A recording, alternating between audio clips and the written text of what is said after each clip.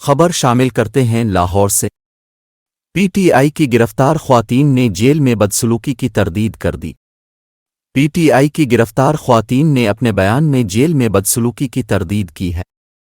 عدالت میں پیشی سے قبل پی ٹی آئی کی گرفتار خاتون صنم جاوید خان نے جیل میں تشدد کے الزامات سے متعلق سوال کا جواب دیتے ہوئے کہا کہ جیل میں کوئی زیادتی نہیں ہوئی، کیونکہ ہم نے کچھ کیا ہی نہیں تو زیادتی کیا ہوگی۔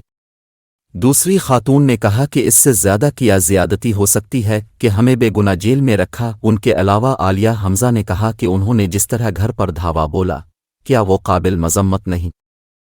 ایک خاتون نے کہا کہ اگر آپ کو سوشل اکاؤنٹس سے مسئلہ ہے تو سوشل میڈیا کے کیس کرے، اس طرح سیاسی انتقام کا نشانہ بنانا ضروری ہے۔ واضح رہے کہ پی ٹی آئی قیادت کی جانب سے جیلوں میں خواتین کارکنوں کے ساتھ پولیس کی بدسلوکی کا الزام عائد کیا گیا تھا۔ اس حوالے سے مزید کہا گیا تھا کہ جیلوں میں خواتین سے بدسلوکی کے واقعات کو سازش کہہ کر چھپایا جا رہا ہے۔